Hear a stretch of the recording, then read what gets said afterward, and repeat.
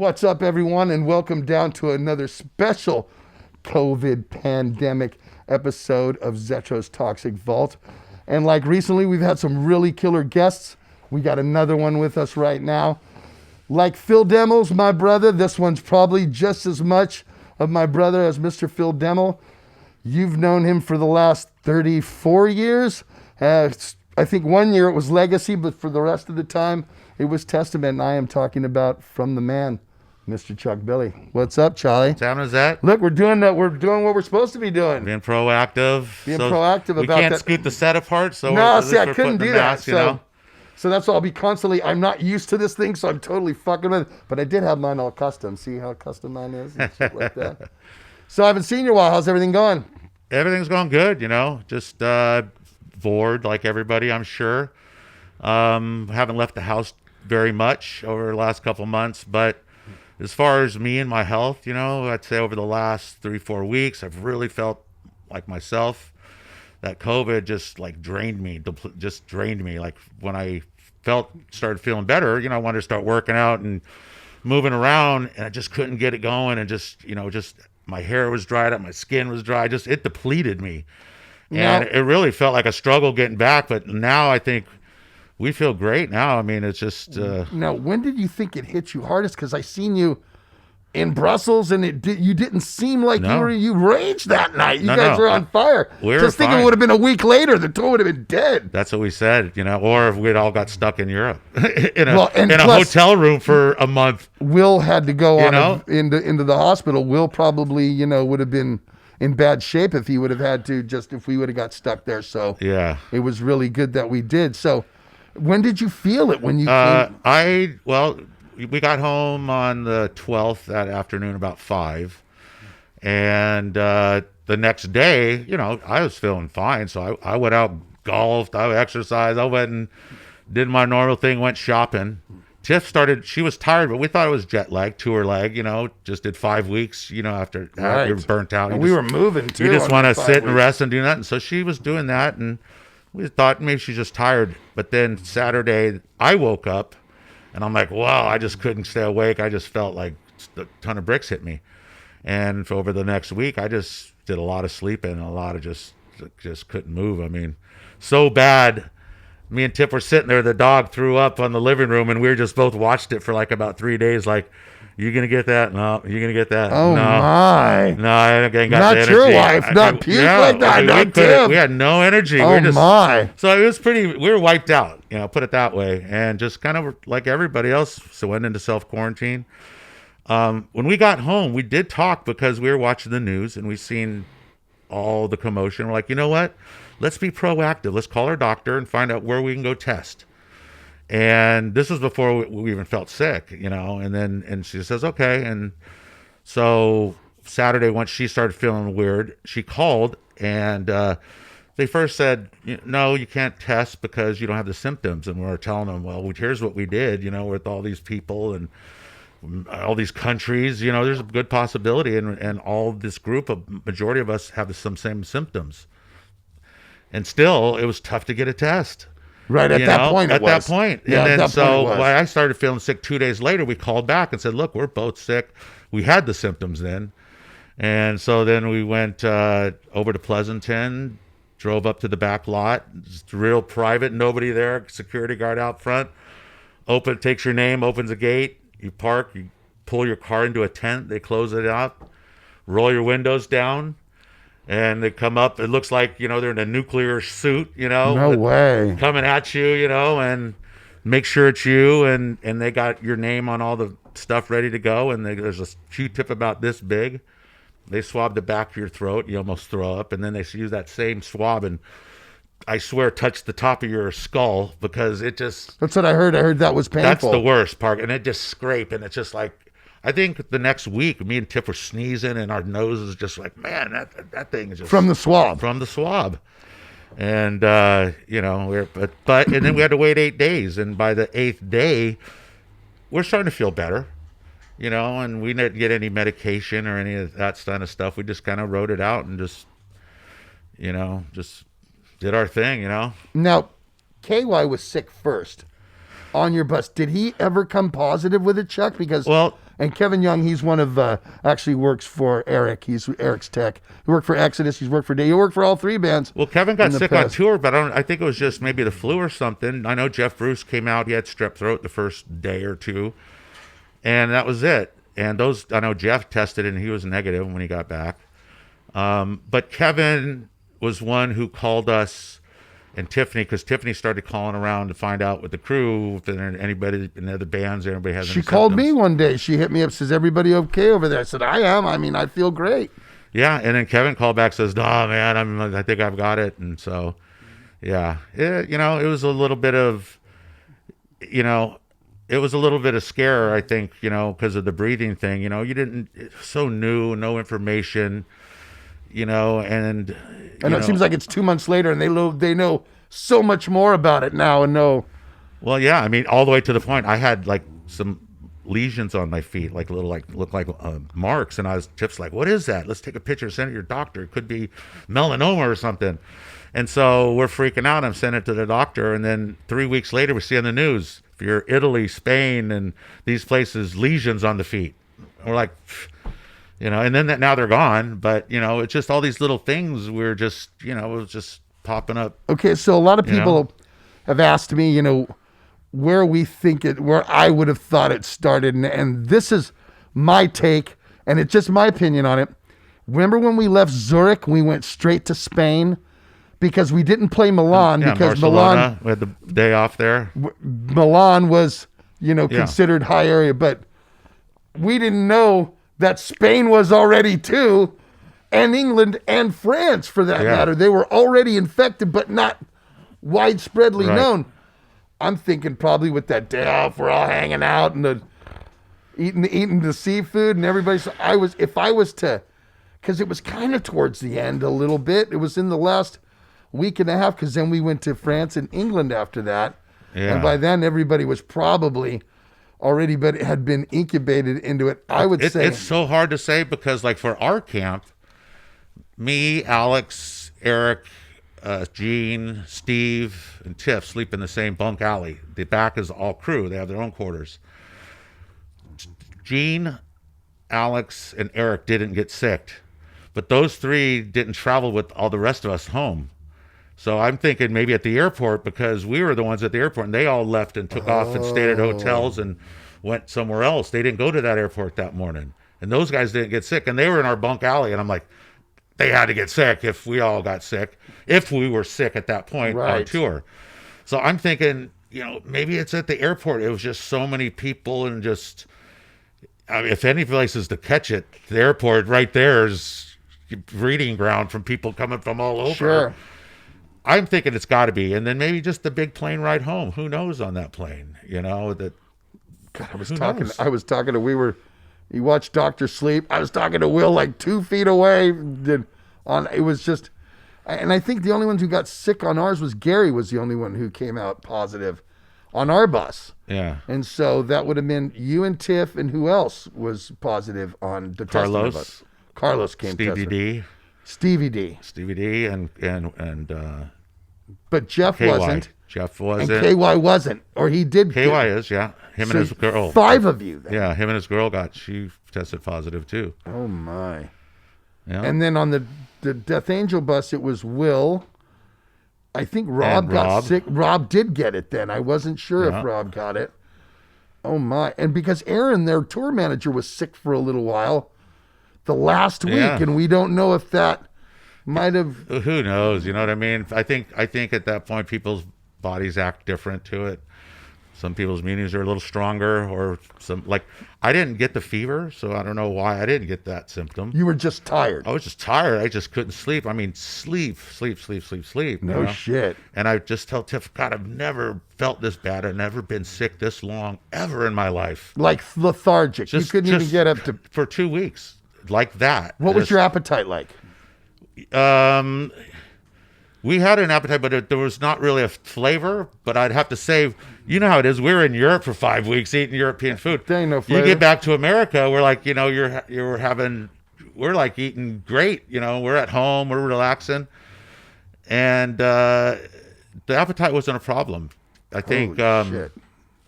Tiff, she just made sure we were eating because we had to make sure we were going to eat. Right. Because, Right. we'd have just sat there, just drank water on the couch and just felt terrible.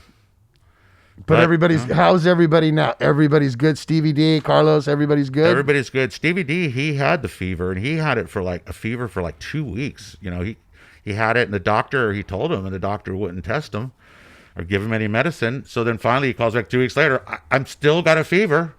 So they come on in, tested him, of course, yep, positive, Damn. And so, yeah, it's, but, everybody's over it. I think, thank God, everybody's, strong enough to battle with it. It looks like it's flattening out right now. It looks like weather's getting hot from what I've read in the papers and on the disease itself is it doesn't like the heat. So hopefully this kind of ends up like, say, the flu does in the summertime. Who gets sick of the flu in the summer? They don't, So hopefully this plus, some type of vaccine, something like that can, subside this. So I mean, I think all of you people can go back to concerts and we can go back to playing them again. Yeah, it's going to be a challenge. And I think it's going to be a challenge getting back to work just for everybody from the artists to the fans to the promoters, just all the way. Everybody involved is it's not going to be the same again. It's not. It's going to have to start. I mean, unfortunately, like for us, we'll probably be back to like, okay, let's just come in and just not spend a bunch of money on production and all this stuff. It's going to come back to like, we got to watch our pennies and backdrop. Let's test the waters. Test the waters ourselves, until things get back to. I think everybody's going to have to do that because everybody, and I think the influx of bands that are going to want to go on tour, that are going to need to go on tour. Usually touring is in waves, and you'll see certain bands. I think everybody's going to make a jump for it too. They have to. Nobody's worked, so there's going to be everybody yelling at their agents. Why ain't I working? Exactly. Why aren't you booking? Where's the tour? Where's the rush at? And it may have to go. Like, we package this really well. You may have to go to that to draw the people to the concerts. Is like bands are not going to be able. They're going to have to really package it well. Yeah, and I think I think it was Disturbed Tour. They had a promotion going where if you bought a ticket, you could see their concert, another concert within the summer series or something. Things like that would be cool. It'd make certain show packages inviting for more fans to go, more bang for more music from up. Right.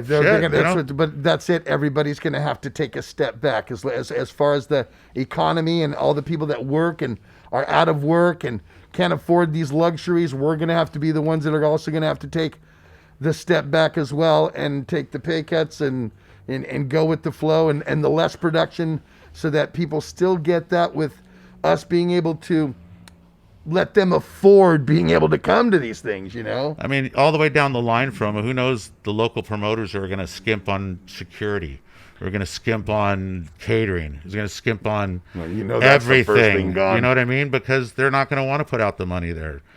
They're not want to take the chance. They're not guaranteed it like they were before. But I think especially since I've seen on my social media and obviously through the shows and the comments, people are very excited about getting back to normal again. And so I think we might take for granted that, well, they're not going to come back. But I think they are like us and you guys, man. I think that, once this thing, and I think it's probably going to be a year before we see that again, to where we're going to be able to go back to concerts and people are going to have those large crowds. Because obviously we're pure proof. Yeah. 3 bands just went on tour in the swim of it and just came off completely sick, Yeah. So I'm sure other bands have looked at our situation that we were in and said, wow, look at this whole thing, It was actually on Associated Press News yesterday I saw on my feed.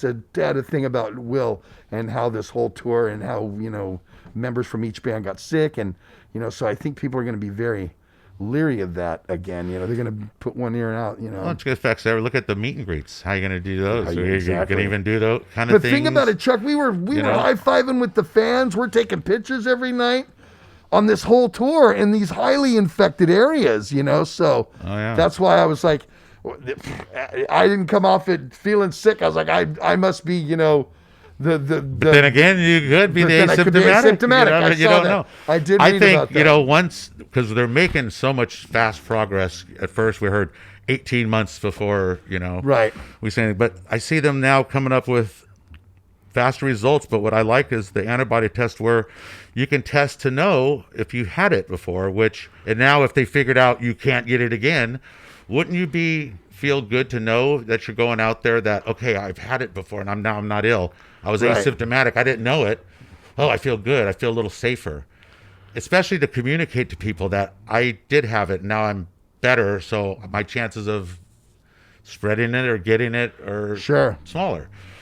For the public too, I think, is me on stage looking out going, man, this is packed out a bunch of sick people or a bunch of people that know where they stand. Right. They know. Yeah. Like you have You know, like the little guys green that dial on never you that got says- it, they might be the ones that go, I'm not going to the concert because I don't know. Right. I haven't got sick yet. right.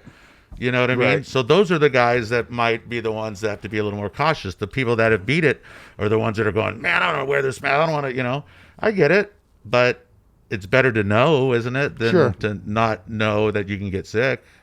Yeah. No, I think in a year's time, like you said, we'll know much more, and those people will know. You know what I mean? And you'll be able to go to the doctor and say, well, you had it, but you can't get it.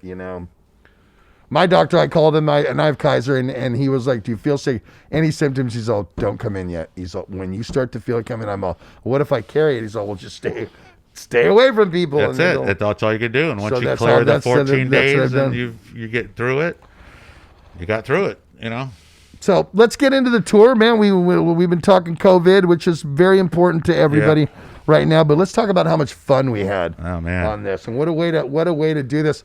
And I guess I have to give you credit for the brainchild because you came up with this, right? But this was like, I remember. I think we all did. We all talked about this for many years, and we've all. But you were very serious about pulling the trigger. Well, yeah. I mean, at this time, I thought it was for the time, like you said, packaging.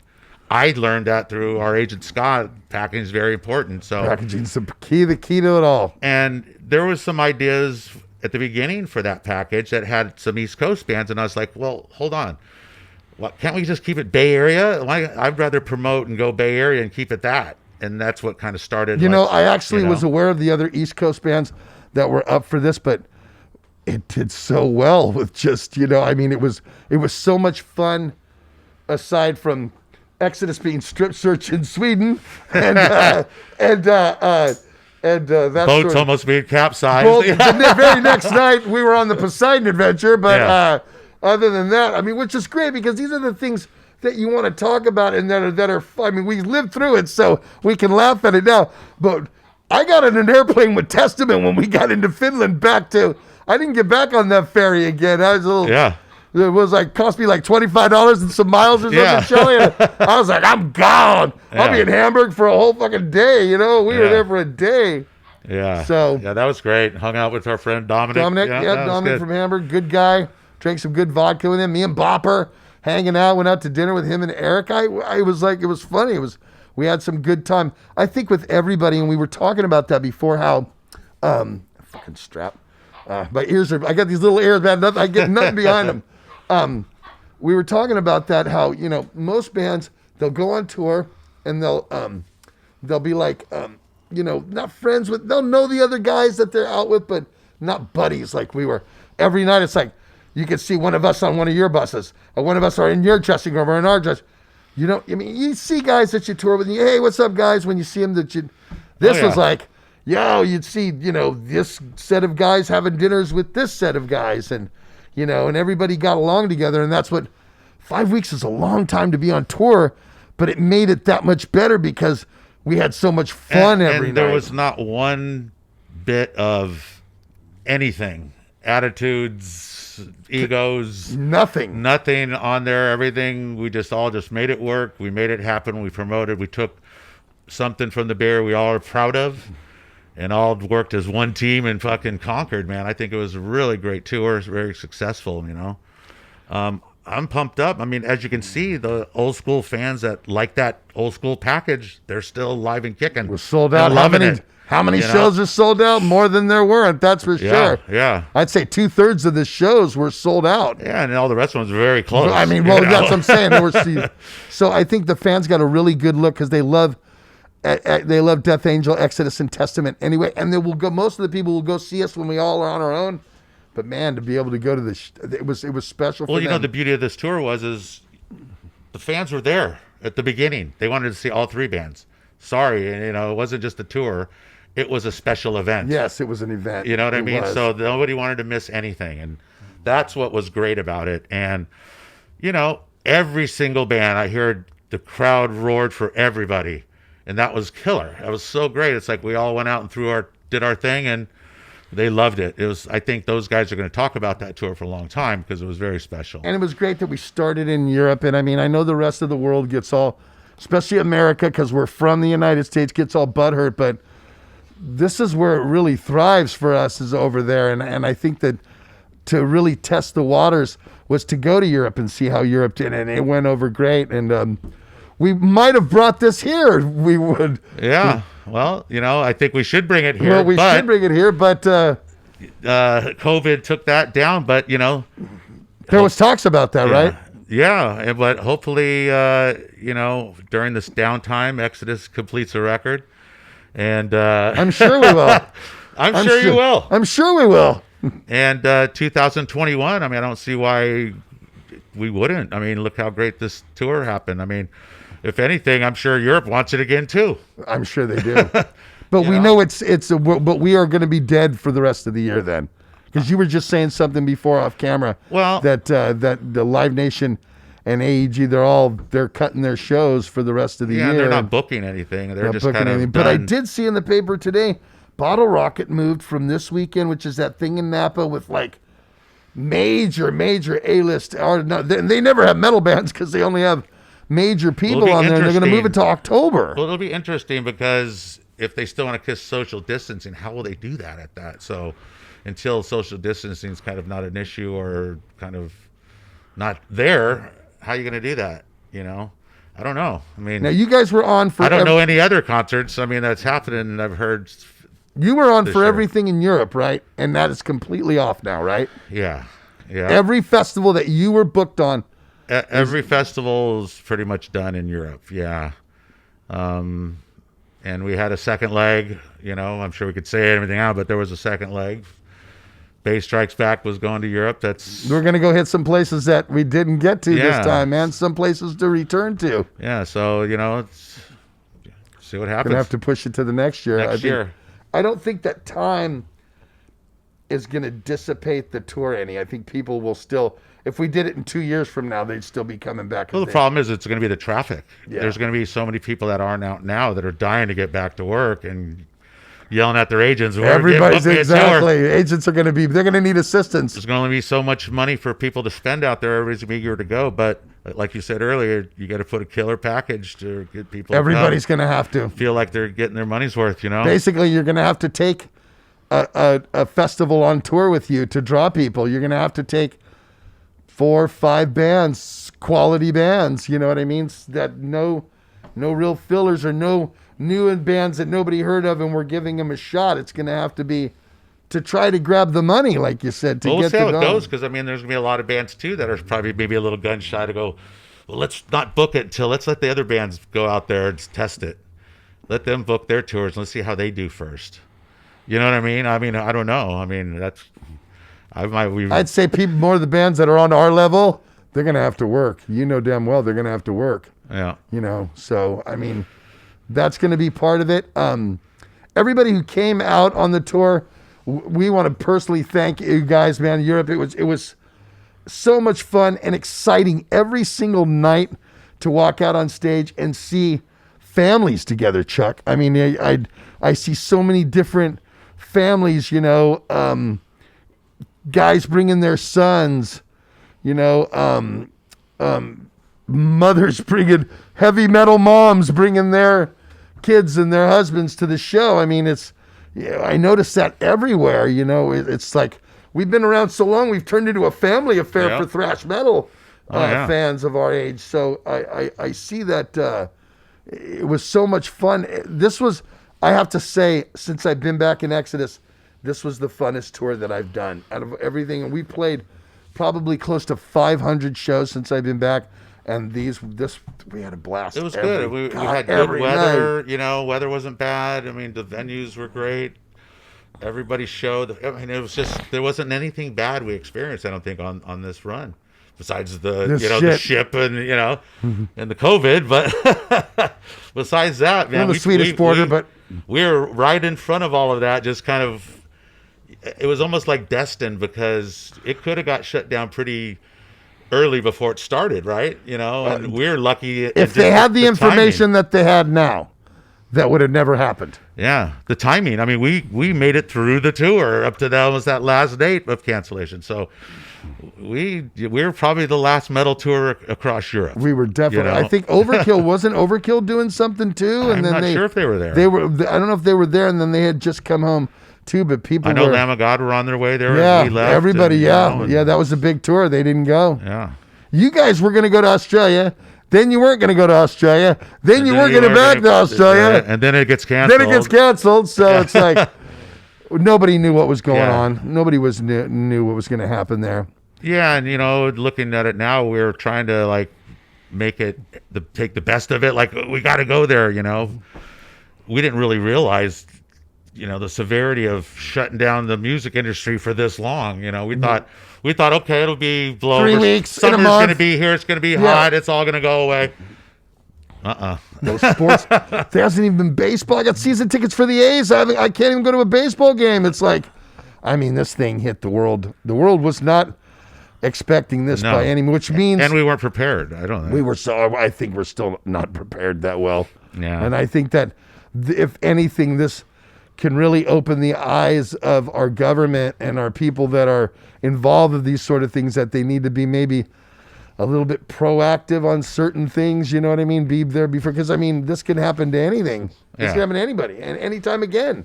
Could be something else. SARS came out. It wasn't as severe, and Ebola, it wasn't as severe.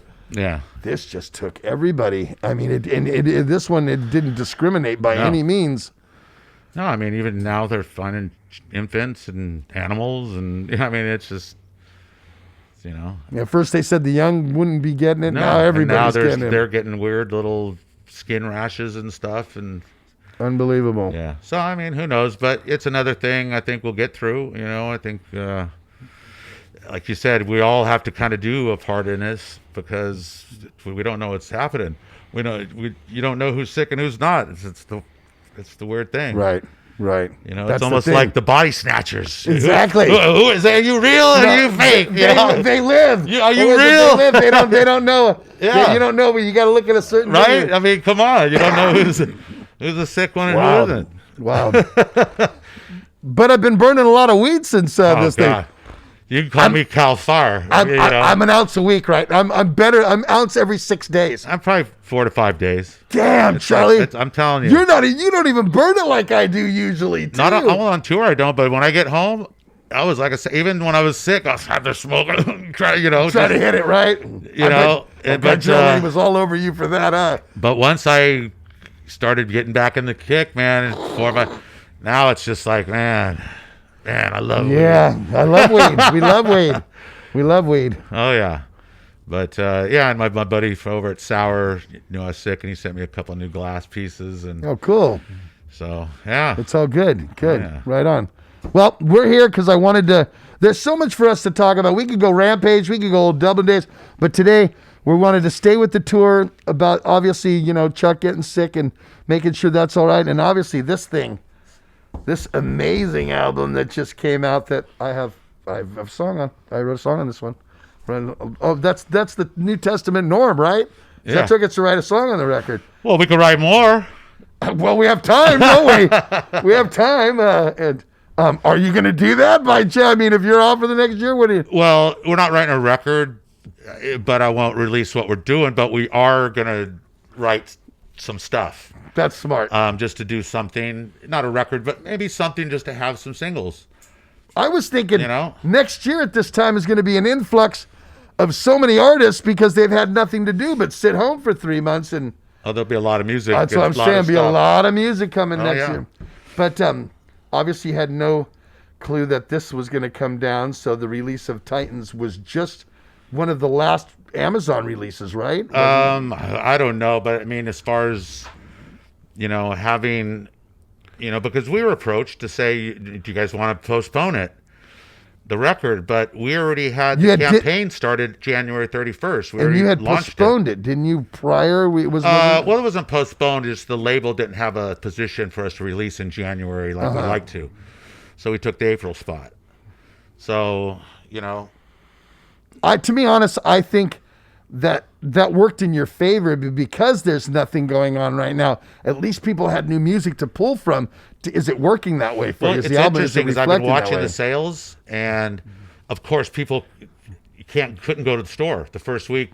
Sales horrible, physicals, but our streams and all were like 450% or something stupid, And now that it's loosened up, I see physicals picking up every week, selling more and more every week, which is great. But we didn't want to postpone releasing it because the campaign started, and we figured people are at home, they got time in their hands, why not give them something new to listen to?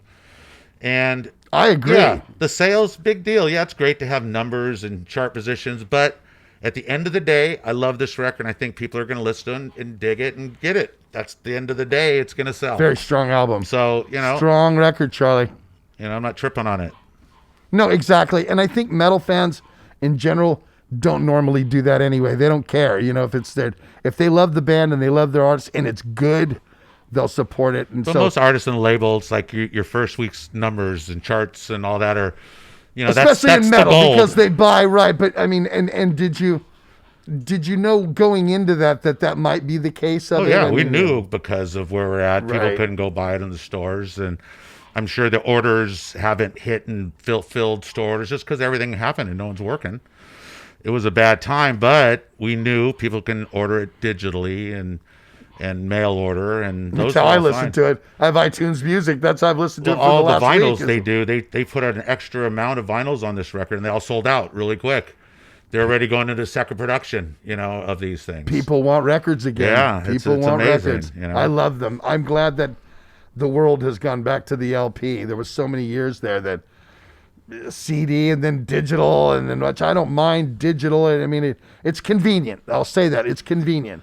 Well, the sad thing is when we worked in the 80s, if you remember that, when we made records, you would do a test print in the studio, go play it, and go, to bring up the chicks, press it again. Not right. Oh, not right yet. Press it again. Right. That's how you made records sound good. Today, someone's just going to take your CD mix, send it to the plant and put it on vinyl. It's not really created to have that warmth. It's not mixed for the record production. It's mixed for a CD digital quality. Sure. So I think that's what's kind of lacks in today's people when they make records off today's music, unless you're burning it and making the mix for that vinyl. Because I notice when I listen to vinyl, like old Pink Floyd or any of that, just the warmth of it, big and warm. Big presence. New records aren't big and warm like that. Yeah. Old Led Zeppelin records have that just big and warm and just presence. I still like it though. I love listening to the albums. I love the whole packaging. I mean, you can see everything. It's bigger. You open it up. It's not like this is like I need glasses to look at this. You know what I mean? It's a little work. The last couple of days I was home office sitting there and I just played vinyls all day. Go down there and pick one. I ain't heard this in a while. Grab it. Every 30 minutes, got to get up, go flip the record. I was like, oh, shit, that's right. The old man used to have this thing when he had stacked records on it. Oh, yeah, I remember that. And it used to drop down and come and play, and then the next. That's right. They don't do that no more. After about 4 hours, he'd come around, turn all the records over, and then they. That's right, but that's the old ones that had the long stem and the arm that held the magnet. My old man had Willie, and in the garage, he'd be working on his bikes, and he'd have stacks like this, and then one. Arm would come over, arm would drop, arm would come over. I remember those. Yeah. Yeah, that was the quick way. This quick way. So let's get into this. It wasn't too long ago. April 3rd, man, it came out. But wasn't too long ago that you did another album. I mean, Brotherhood of Snake came out in 2016. Late 2016, right? Yeah, because this should have came out sooner, but the Slayer Farewell thing kind of took our time. Yes, I know. So Yes, you know I that know. feeling. Yes, I know. So we were going to be in the studio. We were ready to go, start working on the record, and then that tour came up, so that took that year out of play. So we'd have had it sooner, But I guess at the end, it was better that we didn't rush it and took our time. And I think, because the Brotherhood was tough for me and Eric to write and just get finished and get together and complete a song. Where this one, finishing that Slayer tour, I don't know if there's just being on that tour and hanging out with the guys and just the attitude and everything. He came off of that tour ready to write, and ready to go in and buckle down. And he really came with a big variety of music. It wasn't the same and repetitive. A lot of the songs are really have their own identities. And for me, it kind of threw me off because vocally, I felt like I was... And these aren't comfortable when I'm listening to them. Like I couldn't see me singing them, and it threw me off and it made me out of my comfort zone. But I didn't do my typical thing with Eric and go, dude, change that verse riff to this, which in the past I do just to make it easier for me. This time I didn't do that. I just took it, absorbed it, and kind of worked my way through it. And because of that, it just made the songs for me vocally a little more special and dynamic. Because I could have very easily went for a fast-paced song to a typical, okay, ready, da da da da da da. Right. But I didn't want to try to be clever, write melodic, and write clever, and do things on it. And a lot of that we did. I mean, how we write when we we'll find something clever, hook, and go, dude, let's go with that right there, and then Sure. Now, people don't even know, like the song we wrote got axed. Got axed, and that song's killer. I should probably go sing it just to have it be against the music because it's but the chorus on that was killer. But then Alex had something different. Well, his song "Symptoms," he but wrote. It was actually it came out really good though. I liked what he did. With he heard it totally different. We just heard it a different way. Well, that's obviously. We heard it. I don't know. I mean, I hear his as a timing thing, which we weren't really doing. We're just going to the beat and grooving to it. It's groove, exactly. And so it's totally different. It's like on every record I write lyrics for Testament, and some of the stuff doesn't necessarily. I mean, I write it, but they don't always use it all. Which I think we had like 3 or 4 on this one, and False Prophets was actually the only one that you guys used. But to me, it's just fun to see the ideas I can come up with to that type of stuff, and then to listen to what actually it comes down to. Now, you worked with Juan on this, right? You worked with Juan Ortiaga when you did the vocals? Again, yeah, Juan's been recording all our records for a while. And Juan is a good vocal guy, I think. And I like working with him. I haven't done an Exodus project with him necessarily, but he did the Hatred records, and if I have something to do here, like the Creature Feature theme song he did.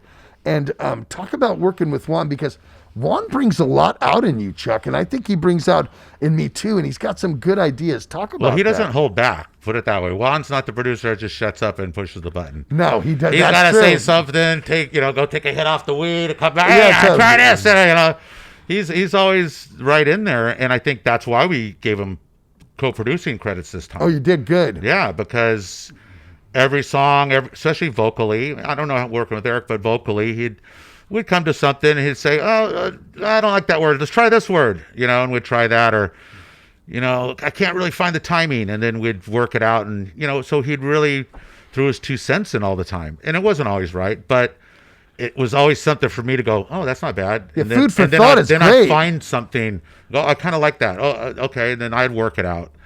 So, in that sense, he's not shy to throw his opinion in. But I think that's good, though, because, I mean, we could be very intimidating when we go in the studio and we want something a certain way, and it's good to have a guy go, check it out. I hear what you're trying to do, but why don't you try this? You know what I mean? And I like that about Juan. And I noticed your vocals on the record. There's a lot of hills and valleys on the vocals, man. Yeah. But I mean, really, really, really good stuff. Because, again, I only heard what you were doing rough stuff when we were, putting stuff, writing it together. And I liked a lot of what I heard, but the final cut of it all came out really well. And I mean, I guess I give Juan, good job. I mean, it's killer. I mean, you know what you're doing in the studio.